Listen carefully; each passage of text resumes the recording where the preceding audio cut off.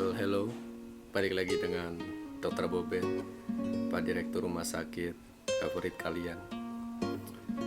Ini adalah 5 skills yang harus kamu punya ketika bekerja di sebuah tempat kerja, entah itu perusahaan, rumah sakit, organisasi, ataupun tempat kerja lainnya.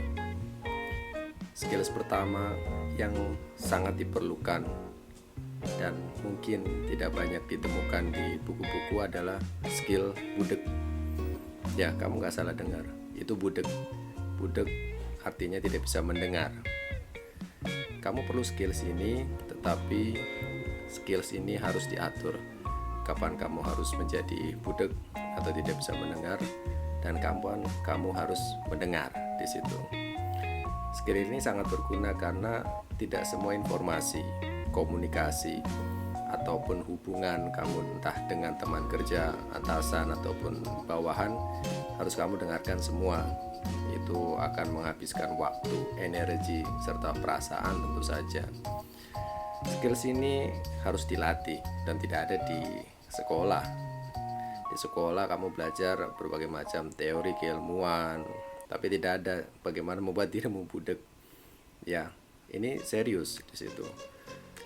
Bagaimana cara mengaktifkan skills ini? Skills untuk dapat menjadi orang budek secara selektif. Kamu harus melatih ini dan harus pertama dapat memisahkan atau memilahkan mana itu hal yang penting berimpak kepada pekerjaan, mana yang notabene adalah hal-hal yang personal. Misalkan ada teman di tempat kerja kita itu lebih ke arah subjektif, tidak ada hubungannya dengan pekerjaan. Jadi seperti like dan dislike, tentu saja saat itu kamu harus pasti budek.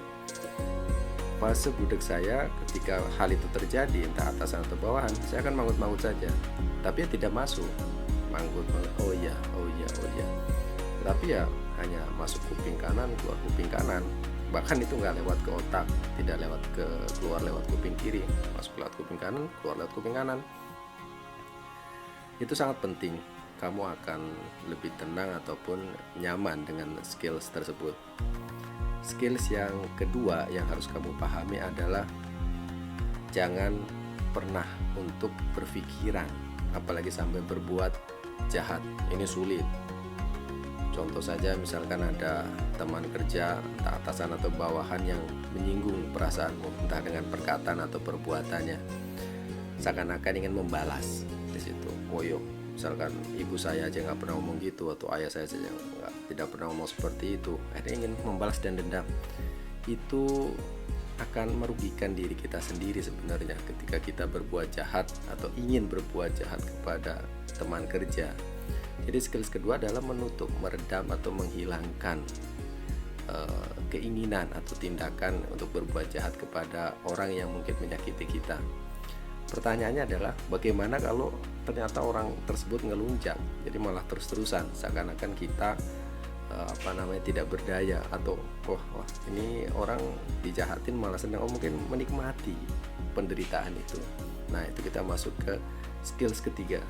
Skills ketiga adalah membalas dengan indah atau revenge with beauty. Ini pembalasan kepada orang-orang yang memang tidak bagus itu dengan pembalasan yang indah, elegan, dan memang dapat diterima atau menghasilkan sesuatu hal yang baik. Yang pertama adalah balas tidak secara personal, tapi di depan publik. Jika memang dia mengucapkan sesuatu yang kurang berkenan, buka di publik. Terutama memang jika misalkan kamu punya atasan, ya, di rapat, di meeting, dibuka itu semua. Sekalian saja, dibuka saja. Maka publik atau teman-teman yang lain atau peserta rapat yang dapat menilai di situ, ternyata jelek, biarkan mukanya merah atau apa, tuangkan di situ, jangan secara personal. Tidak ada penontonnya, tidak bagus di situ. Dicurahkan di sana, ditumpahkan di sana, tentu saja secara objektif dengan data-data yang ada. Dia memang seperti ini, ya diungkapkan saja di situ. Memang kata-katanya menyinggung sekali atau kata-katanya sangat tidak baik. Yang keempat adalah kamu harus punya mode, atau mode itu mode dalam full serius di situ. Mode dalam full serius ini menggabungkan dengan skills yang nomor satu tadi, yang budek tadi. Jadi mode fokus penuh kepada tujuan dan target kamu. Nah, kamu harus melatih ini di situ. Ketika sudah punya target, jangan sampai terdistrak oleh urusan hal lain. Yang pertama, kamu harus bisa menguasai skills budek.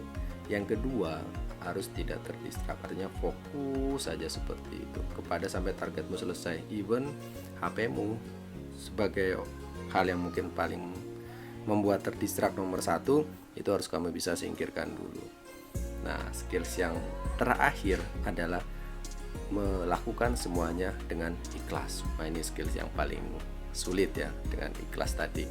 Yang pertama tadi, yang nomor 2 tidak ada revenge tadi, skillsnya tidak berbuat jahat. Yang kelima adalah dengan ikhlas. Revenge tadi adalah tidak negatif. Nah, sekarang positifnya, lakukan semua hal bukan karena orang lain atau dengan kepentingan lain, semuanya karena kamu memang hanya memberikan saja, nothing tulus. Itu adalah skills terbaik atau pelengkap dari skills-skills yang 4 sebelumnya, sehingga kamu insya Allah karirmu ataupun pekerjaanmu akan selesai dengan baik tentu saja, insya Allah seperti itu. Dan saya mempraktekannya dengan kelima skills tadi. Alhamdulillah pada usia 25 tahun saya menjadi direktur rumah sakit di situ. Semoga dapat memberikan sedikit wawasan dan membantu kamu. Thank you.